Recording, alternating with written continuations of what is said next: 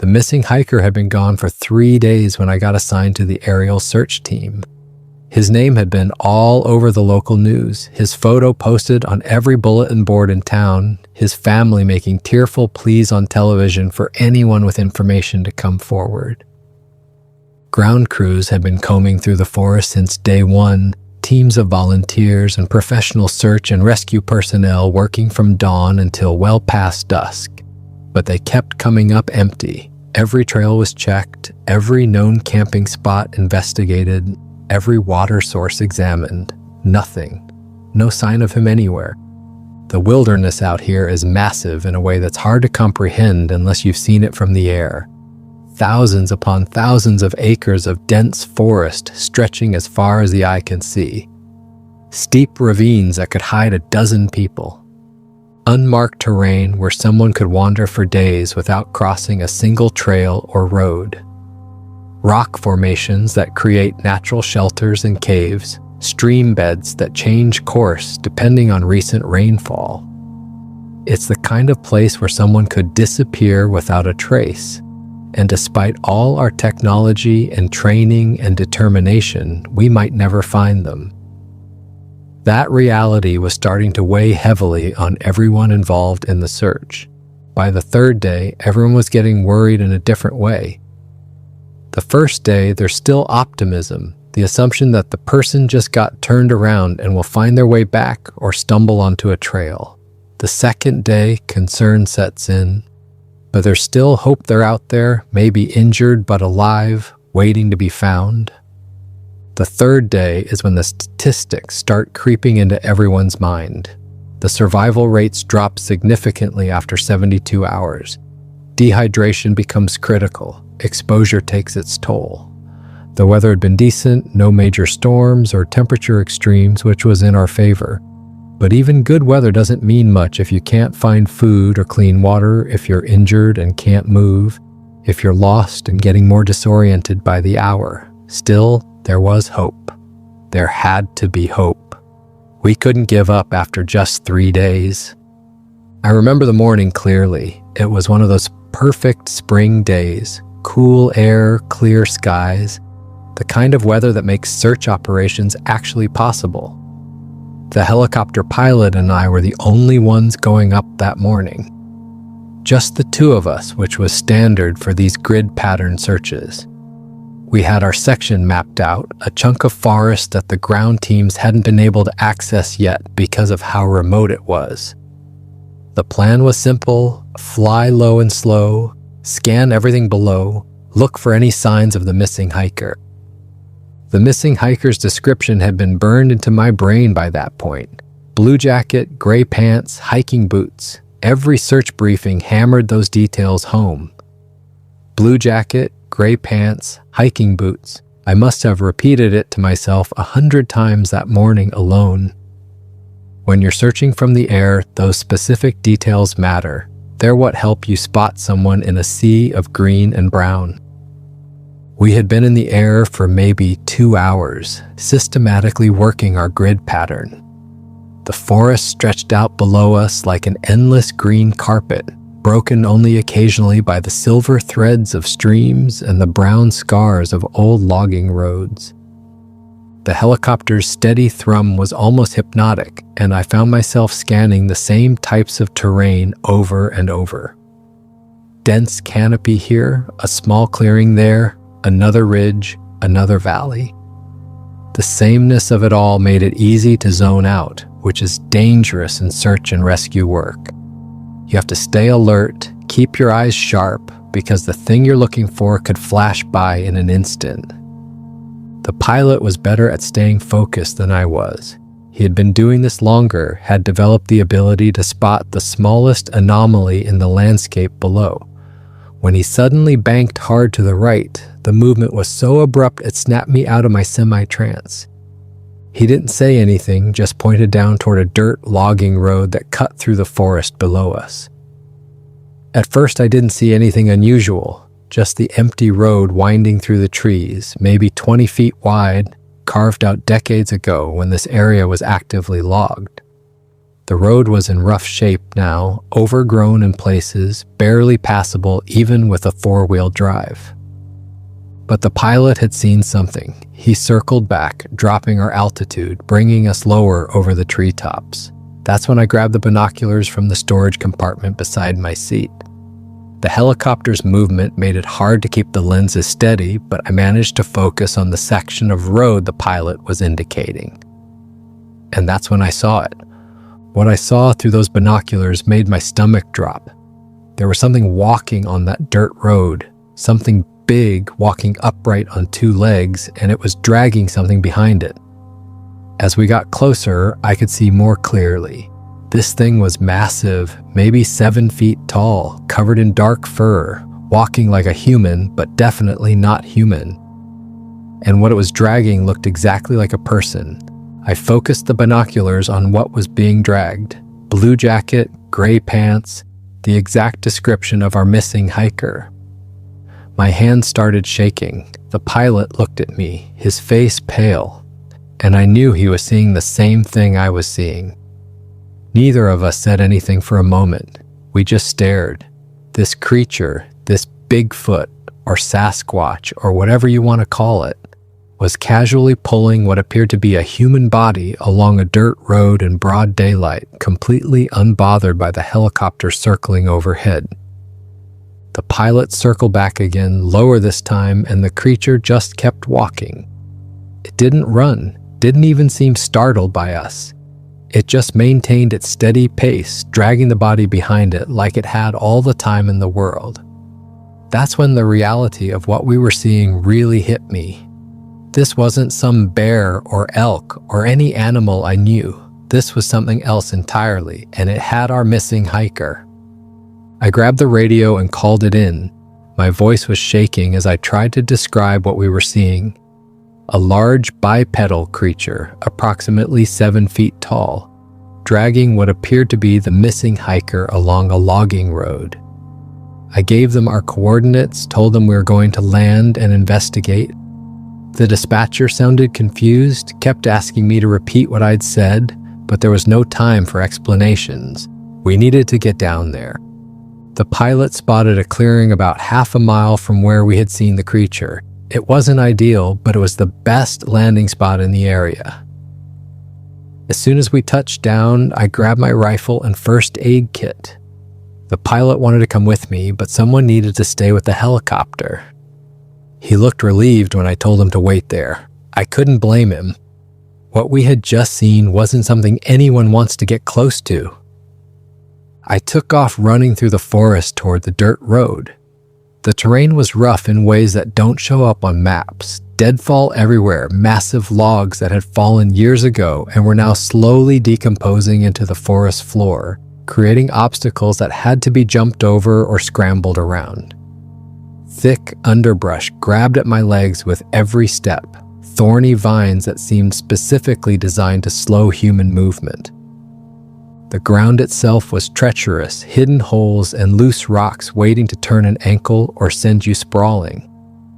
But I pushed through, ignoring the scratches accumulating on my exposed skin, ignoring the burning in my lungs as I forced myself to maintain a pace that was probably too fast for the conditions. My mind was racing the entire time, faster than my feet were moving. If the hiker was still alive after 3 days, if there was any chance at all of saving him, I had to get there as quickly as possible. The image of that blue jacket being dragged along the ground kept flashing in my head, playing on repeat like a horrible movie. Was he injured? Was he conscious? Was he even still breathing? Every second mattered. Every moment of delay could be the difference between rescue and recovery. The weight of that responsibility pushed me forward even when my body wanted to slow down, even when the rational part of my brain was telling me to be more careful, to watch where I was stepping, to conserve energy for what might be a long operation. 15 minutes of hard running later, though it felt like an hour, I broke through onto the dirt road. The sudden transition from dense forest to open space was jarring. One moment I was fighting through undergrowth so thick I could barely see 3 feet ahead. The next moment, I was standing on a relatively clear strip of dirt and gravel. I bent over, hands on my knees, trying to catch my breath. My lungs were burning, my legs were shaking, and sweat was pouring down my face despite the cool spring air. But there was no time to rest properly. I needed to find that trail. The first thing I noticed was the drag marks, clear impressions in the dirt where something heavy had been pulled along the road. I followed them with my eyes until they disappeared into the forest on the other side. The tracks led away from any established trails, deeper into the wilderness. I checked my rifle, made sure it was ready, and started following the trail.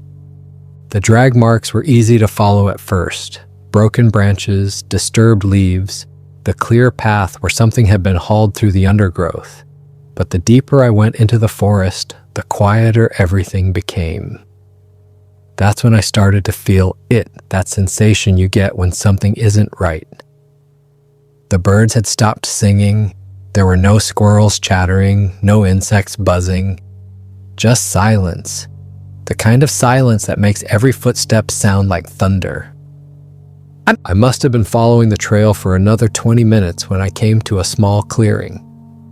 The trees opened up into a roughly circular space, maybe 30 feet across, carpeted with dead leaves and moss. The afternoon sun filtered through the canopy above, creating patches of light and shadow that made everything look surreal. And there, in the middle of the clearing, was the body. The blue jacket was unmistakable even from a distance. My heart jumped into my throat. I rushed forward, my first aid training kicking in automatically, my mind already running through the protocols. Check for breathing, check for pulse, assess for injuries, call for immediate medical evacuation. I dropped to my knees beside the figure and reached out to roll it over. My hands touched the fabric of the jacket, and immediately something felt wrong. The texture was off, too stiff, too rigid. There was no warmth coming from the body, no subtle movement of breathing. I grabbed the shoulder and flipped it over, and my brain struggled to process what my eyes were seeing. It wasn't a person.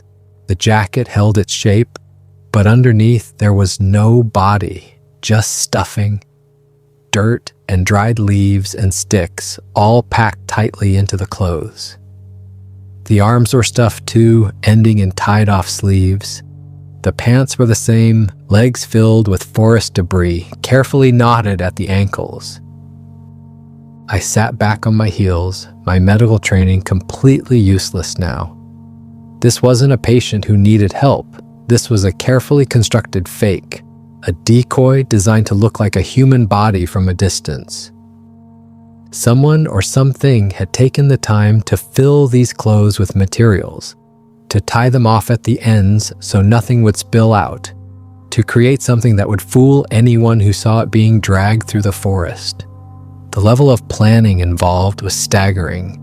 This wasn't random animal behavior. This was intentional. This was intelligent.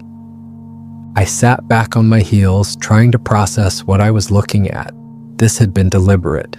The Bigfoot we saw from the helicopter hadn't been carrying the actual hiker at all. It had been carrying this fake body, this carefully constructed decoy.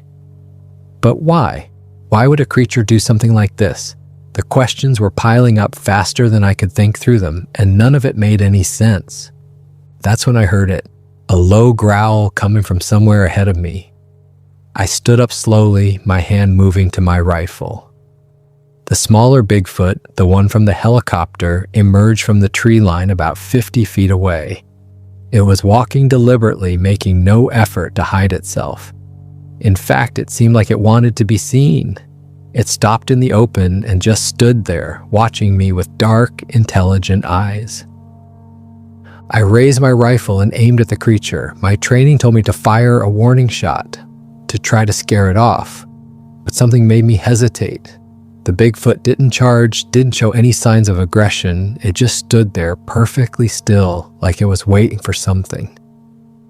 That's when I heard the footsteps behind me, massive, thundering footsteps that shook the ground with each impact.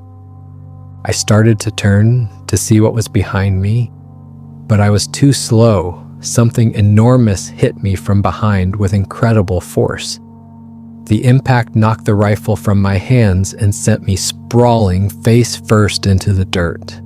I felt a massive weight on my back, pressing me down, and then everything went black. The last thing I remember thinking was that I had walked right into a trap. When I came to, my head was pounding like someone had used it for a drum. The pain was intense, centered at the back of my skull where something had hit me. For a few confused seconds, I couldn't remember where I was or what had happened.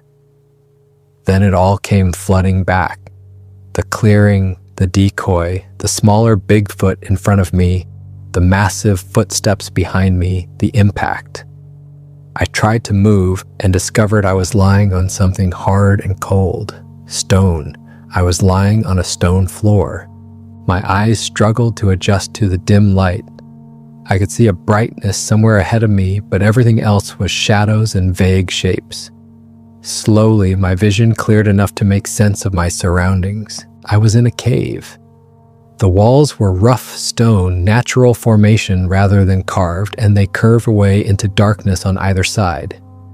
The entrance was about 20 feet away, letting in enough daylight for me to see the immediate area.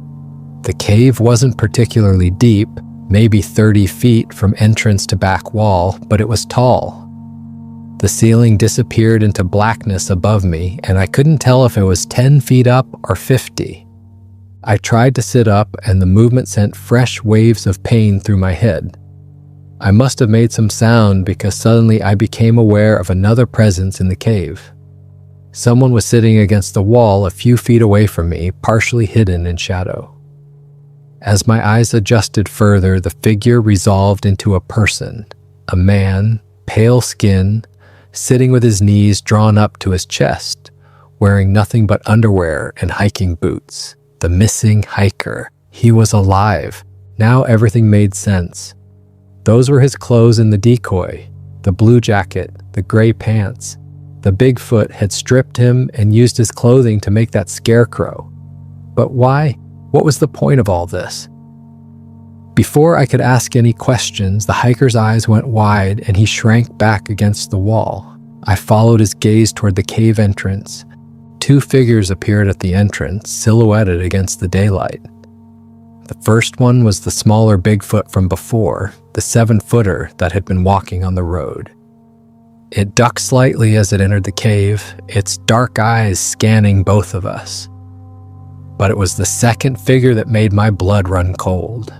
This Bigfoot was massive, easily 10 feet tall, with shoulders so broad it had to turn sideways to fit through the cave entrance. Its fur was darker than the smaller ones, almost black, and its face had a hardness to it that spoke of age and intelligence. The two creatures didn't charge into the cave like animals would. They entered slowly, deliberately, and then just stood there watching us. The bigger one positioned itself near the entrance, while the smaller one moved a bit closer to where we sat. Neither of them made any threatening moves. They just observed us with those dark, calculating eyes. That's when it hit me how planned all of this had been. The decoy, the smaller Bigfoot showing itself on the road, the ambush from behind. This wasn't random, this was coordinated. These creatures had set a trap, and I had walked right into it. The hiker leaned close to me and whispered so quietly I could barely hear him. He told me he had been taken 3 days ago on his second day of hiking. The Bigfoots had come out of nowhere, surrounded him, and brought him here. They had stripped his clothes but hadn't hurt him. They had even been feeding him, berries and roots mostly, and giving him water from a small stream that ran near the cave. But they wouldn't let him leave. Every time he tried to move toward the entrance, they blocked his path. He had no idea what they wanted or why they were keeping him alive.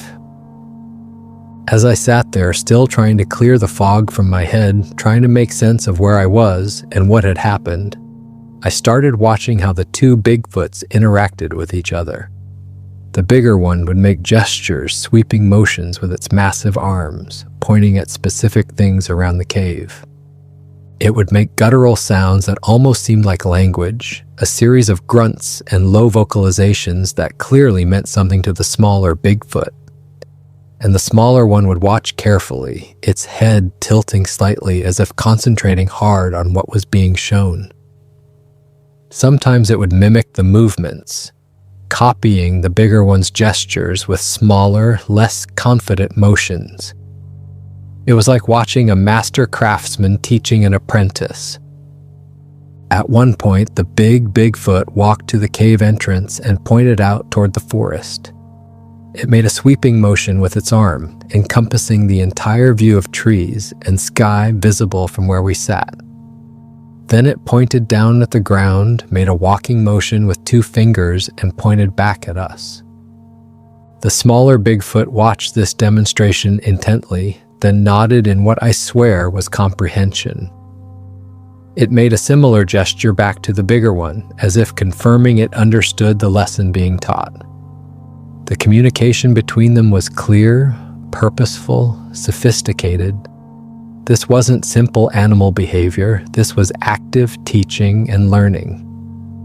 The realization slowly dawned on me piece by piece until it formed a complete picture in my mind.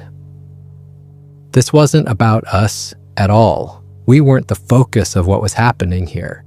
We were just tools being used for a larger purpose. The big Bigfoot was teaching the younger one how to hunt. Not hunt in the animal sense of finding food, but hunt in the strategic sense. How to track intelligent prey, how to set elaborate traps, how to use deception and misdirection, how to capture and hold prisoners.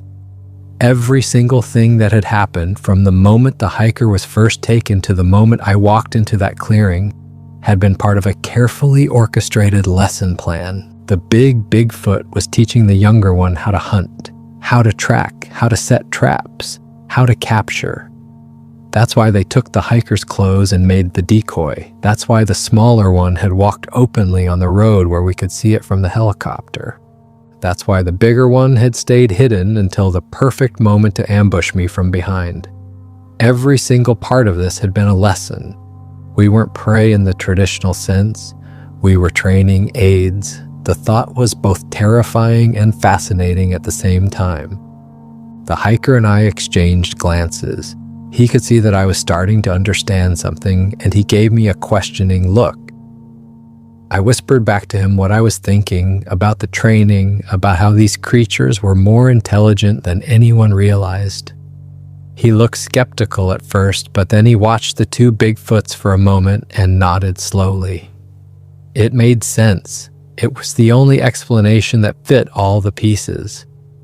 Time passed slowly in that cave. The Bigfoots would occasionally leave, always together, and then return after what felt like 10 or 15 minutes. During one of their absences, the hiker told me more about his 3 days of captivity.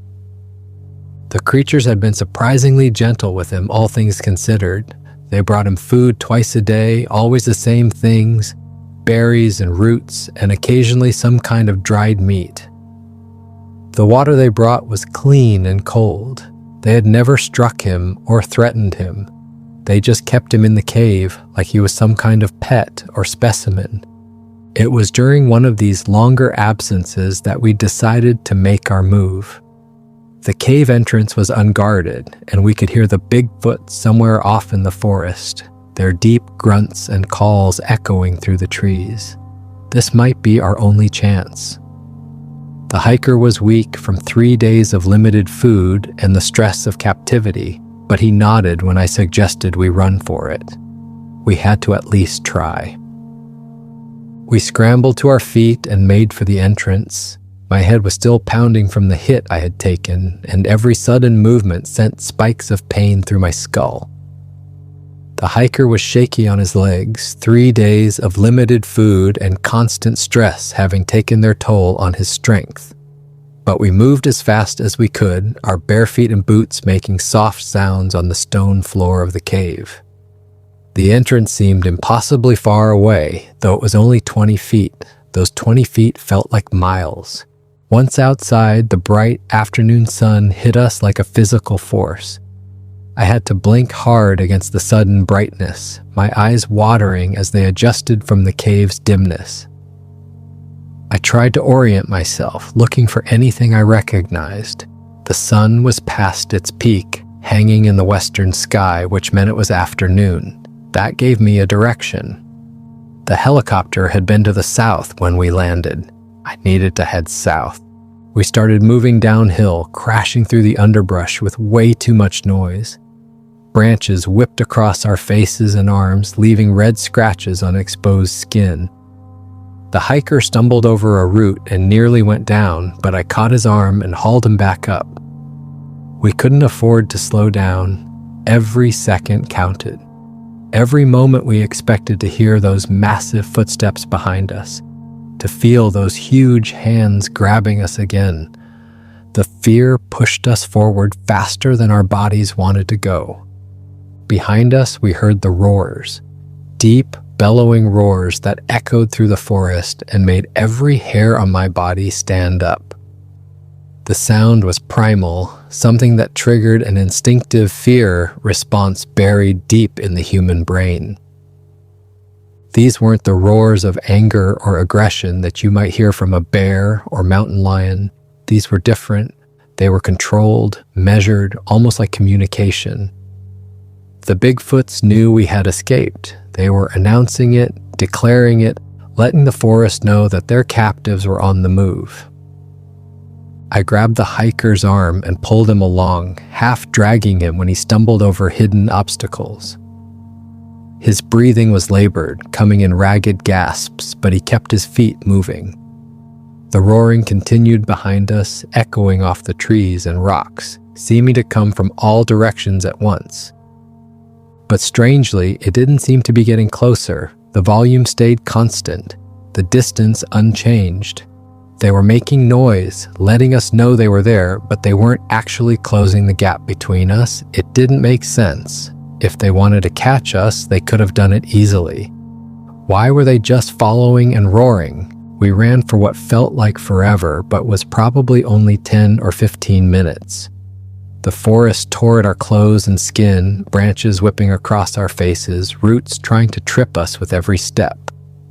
The hiker was gasping for air, his 3 days of captivity having taken their toll on his stamina, but he kept pushing forward. I could hear him whispering to himself, just nonsense words to keep himself going, to convince himself that escape was possible. Suddenly we broke through the tree line onto the dirt logging road. I recognized where we were immediately. The helicopter was maybe a quarter mile down this road. We could make it. We started running down the road, and that's when I realized something strange. The roaring behind us had stopped. I slowed down and looked back. The hiker stopped too, bent over with his hands on his knees, trying to catch his breath. At the edge of the forest, maybe 100 feet back, the two Bigfoot stood side by side. They weren't chasing us anymore. They weren't even moving.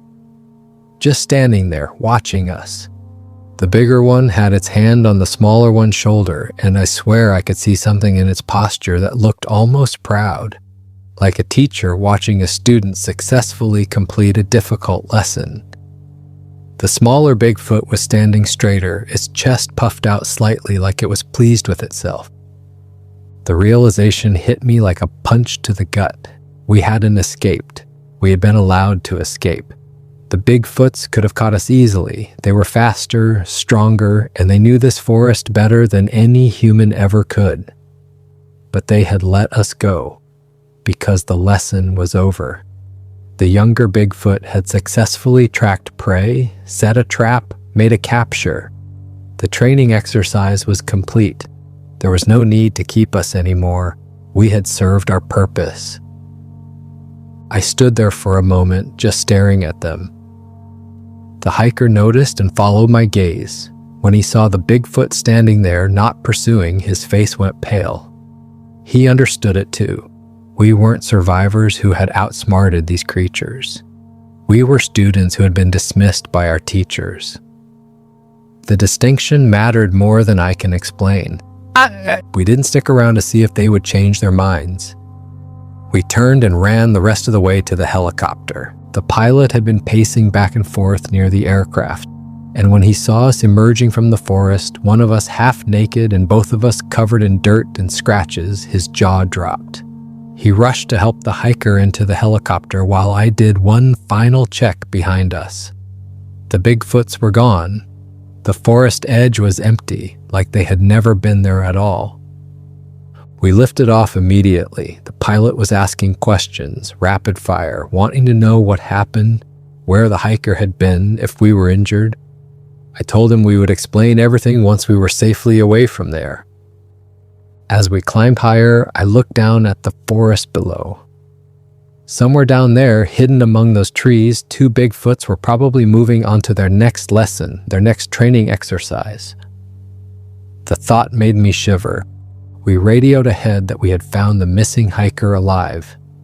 The dispatcher's voice crackled back through the radio, filled with relief and excitement that was almost palpable even through the static. Questions came rapid fire. Was he injured? Did he need immediate medical attention? What was our ETA? I answered as best I could while the pilot focused on getting us back to base as quickly as possible. Yes, the hiker was alive. No, he didn't appear to have any serious injuries. Dehydrated and malnourished, but ambulatory. We would be landing at the hospital in approximately 15 minutes. By the time we landed at the hospital, there was already a crowd waiting. Paramedics rushed forward with a gurney, though the hiker waved them off and walked into the emergency room on his own power.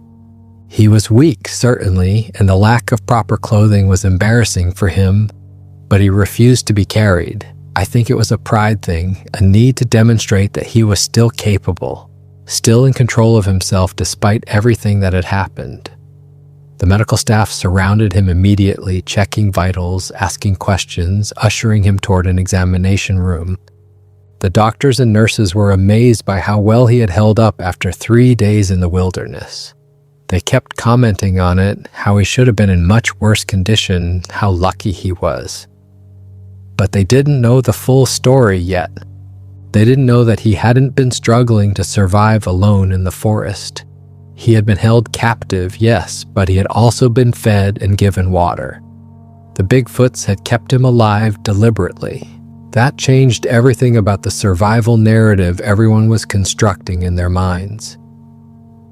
When the authorities questioned us about what happened, I tried to explain. I told them about seeing the Bigfoot from the helicopter, about the decoy made from the hiker's clothes, about the coordinated trap and the cave. The hiker backed up my story, describing his 3 days of captivity and how the creatures had kept him alive but imprisoned. Most people listened politely, but I could see the skepticism in their eyes. A few officers exchanged glances that said they thought we had been through something traumatic that had maybe messed with our perception of events. Nobody believed the part about it being a training exercise. They thought we had just gotten lucky, that we had managed to escape while the creatures were distracted or had lost interest. The idea that these Bigfoots had deliberately let us go, that they had been teaching a younger one how to hunt using us as training tools, that was too much for anyone to accept. Even the pilot, who had seen the Bigfoot on the road with his own eyes, struggled with that interpretation of events. But I knew what I had seen. I had watched those 2 creatures interact. I had seen the way the bigger one taught and the smaller one learned. I had felt the intelligence behind their actions, the careful planning, the deliberate execution. Most importantly, I had seen them standing at the forest edge, watching us run away, making no move to pursue. That image is burned into my memory. The big one's hand on the younger one's shoulder, the posture of a proud teacher, the stance of a successful student. The hiker recovered physically within a week. The dehydration and malnutrition were easily treated with IV fluids and proper meals. But mentally, he was changed.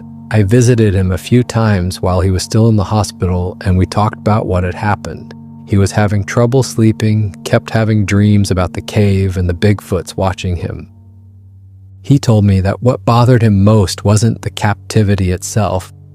It was the realization of how intelligent those creatures were, how easily they had captured him, how they had kept him alive for days with no apparent effort. It changed how he saw the wilderness. It wasn't just home to animals anymore. It was home to something that could think, that could plan, that could learn. I still work as a ranger in that same forest. I didn't quit or transfer like some people thought I would. If anything, what happened made me more committed to understanding these woods. But I won't lie and say things are the same. Every time I patrol now, I'm aware that I might be being watched.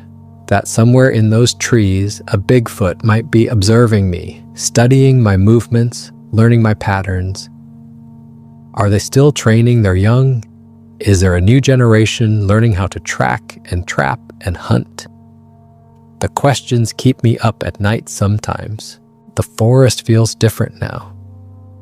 Before this happened, I understood it had dangers. Bears, mountain lions, steep cliffs, rushing water, sudden weather changes. These were all things I had trained for, things I knew how to handle or avoid. That kind of danger is straightforward in its own way. A bear is territorial and protective of its cubs, but it's not scheming. A mountain lion is an ambush predator, but it's acting on instinct, not elaborate planning. Even the most dangerous animals follow patterns that can be predicted and prepared for. What we encountered was something else entirely. It was intelligence. Real, genuine intelligence comparable to human thought. The ability to create elaborate plans that span multiple days. The ability to predict how humans will react to certain stimuli and use those predictions to manipulate outcomes. The ability to construct physical decoys that require understanding of human perception and what we look for when we're searching for someone. The ability to coordinate complex actions between multiple individuals working together toward a shared goal. The ability to teach these skills to younger members of the species, passing knowledge from one generation to the next. These aren't animal behaviors. These are hallmarks of sophisticated intelligence, of culture, of civilization. That kind of danger is harder to prepare for because you're not dealing with instinct and predictable patterns. You're dealing with thought and creativity and problem-solving ability. You're dealing with creatures that can observe you, learn your habits, figure out your weaknesses, and exploit them in ways you never saw coming. How do you train for that? How do you prepare for an adversary that's potentially as intelligent as you are, but has the additional advantages of superior physical strength, better knowledge of the terrain, and the ability to move through the forest with barely a sound? The answer is you can't fully prepare. You can only be aware and hope that awareness is enough. Sometimes I think about the younger Bigfoot, the one that was being trained. It's probably still out there somewhere, maybe fully grown by now. Maybe it's the one doing the teaching now, passing on the lessons it learned to another generation. The techniques for tracking humans, for setting traps, for making captures. How many others have they trained using the methods we witnessed? How many more are learning right now? The thought is both fascinating and terrifying. People ask me sometimes if I believe in Bigfoot. The question seems almost absurd now. I don't believe in Bigfoot. I know Bigfoot exists. I've seen them with my own eyes. More than that, I've seen what they're capable of. Not just the physical strength or the ability to move silently through the forest. I've seen their intelligence, their capacity to learn and teach, their ability to plan and execute complex strategies. That's what people don't understand when they talk about Bigfoot sightings and footprints and blurry photos. It's not about whether they exist, it's about what their existence means. The hiker eventually moved away from the area. He told me he just couldn't handle being so close to where it happened. Every time he looked at the mountains, he thought about those 3 days in the cave. He sent me a message a few months after he left, saying he was doing better, that the nightmares were getting less frequent. He also said something that stuck with me. He said that we were lucky, but not in the way people thought. We weren't lucky to have escaped. We were lucky that the Bigfoots had decided we were useful for training purposes, because if they had seen us as actual threats or actual prey, we would have never left that forest. I think about that a lot, about how our survival depended entirely on being useful to them, about how we weren't the ones in control at any point during the entire experience. From the moment that Bigfoot walked openly on that dirt road with the decoy, everything had been orchestrated by them. We were just following the script they had written. We thought we were the ones doing the searching, but really, we were the ones being hunted. We thought we were being clever by escaping, but really, we were being released. The distinction matters more than I can express. There are moments, usually when I'm alone in the forest during patrol, when I wonder if they're still watching me. If that younger Bigfoot remembers its first successful capture, if the bigger one ever points me out to new students as an example of technique.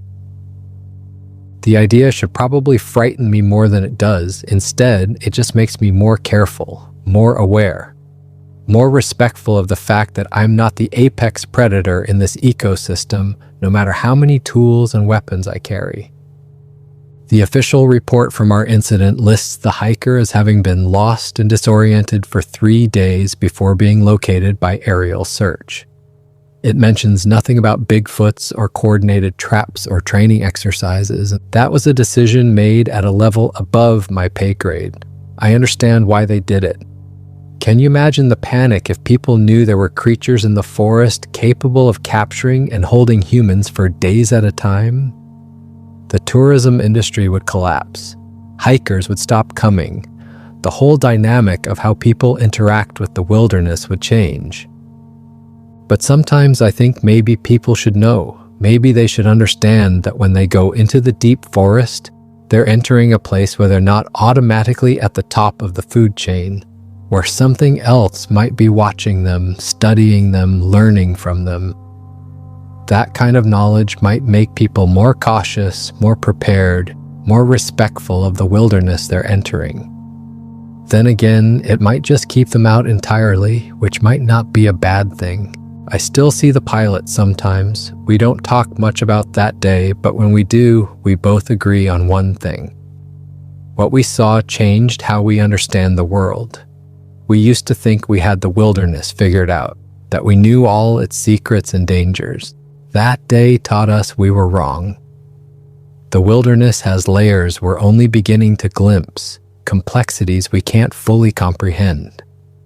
And inhabitants we're only now starting to understand might be just as intelligent as we are. The thing is, most people think of Bigfoot as just another animal, maybe rare, maybe elusive, but still just an animal. What I saw that day showed me something different. I saw a creature that could create tools, even simple ones like the decoy. I saw creatures that could communicate with each other in ways that went beyond basic animal calls. I saw evidence of teaching and learning, of knowledge being passed from one generation to another. Those aren't just animal behaviors. Those are markers of culture, of civilization, of intelligence that rivals our own. So when people ask me what I think about Bigfoot, I tell them this: I think we're sharing the wilderness with something we don't fully understand. Something that has its own society, its own methods, its own ways of teaching and learning. Something that sees us not as predators or threats, but as opportunities. Opportunities to learn from, to study, to use as training tools for their young. And maybe, just maybe, that should concern us more than it seems to. I end my patrols differently now. I used to just drive out of the forest at the end of my shift, my mind already on dinner or what I was going to do that evening. Now I always take a moment before I leave. I stand at the forest edge and look back into the trees. Sometimes I say a few words out loud, acknowledging that I was a guest in their home for the day, thanking them for allowing me to leave safely.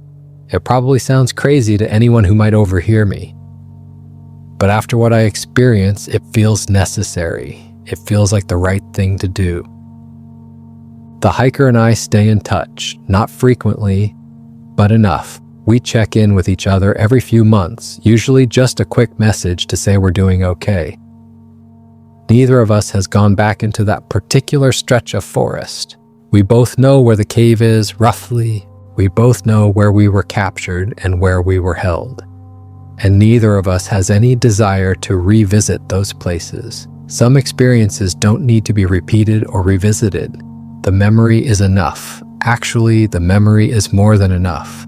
What haunts me most isn't the captivity itself, or even the realization that we were being used as training tools. What haunts me is the final image. The two Bigfoots standing at the forest edge watching us run away. The big one's hand on the younger one's shoulder, the way they just stood there, making no move to chase us. Because at that moment, I understood with absolute clarity that our entire experience had been under their control. We were never in charge. We were never calling the shots. We were actors in a play they had written, and they let the curtain fall when the lesson was complete. People think of Bigfoot as some mysterious forest creature that avoids humans at all costs. But what I learned is that maybe they're not avoiding us out of fear. Maybe they're avoiding us because they don't need to interact with us. They already know everything they need to know about us. They've been watching us, studying us, learning from us for who knows how long. We're the ones stumbling around in the dark, catching occasional glimpses and trying to piece together an understanding. They already have us figured out. The power dynamic isn't what anyone thinks it is. Sometimes I wonder what would have happened if I had never followed that drag trail into the forest. If I had waited for backup or called in the location and let a ground team investigate. Would the hiker still have been rescued? Would the Bigfoots have just released him anyway once their training was complete? Or was my arrival part of the lesson, another opportunity for the younger Bigfoot to practice its skills? I'll never know the answer to those questions. All I know is that I walked into something I didn't understand, and I was lucky to walk back out. The forest doesn't feel like a place of simple danger anymore. It feels like a place of intelligence, of purpose, of complex social structures we're only beginning to glimpse. Every broken branch, every unusual track, every strange sound takes on new meaning now. Is it just normal forest activity, or is it evidence of something more? Are those stick structures just random deadfall, or are they markers left by Bigfoots? Is that howl just a coyote, or is it communication between creatures we don't fully understand? The questions are endless, and the answers are nowhere to be found. What I experienced that day changed my entire perspective on what it means to be human in the wilderness. We like to think we're the intelligent species, the ones with technology and planning and complex thought. But what if we're not alone in that? What if there's another species out there, just as intelligent in their own way, just as capable of complex thought and long-term planning? The implications are staggering. It means we're not the only apex minds on this planet. It means we're sharing our world with something that might understand it better than we do. I think about the younger Bigfoot sometimes and wonder what it's doing now. Is it still training, learning new techniques for hunting and capturing? Has it moved on to teaching others what it learned? Does it remember the humans it captured, the ranger and the hiker who became part of its education?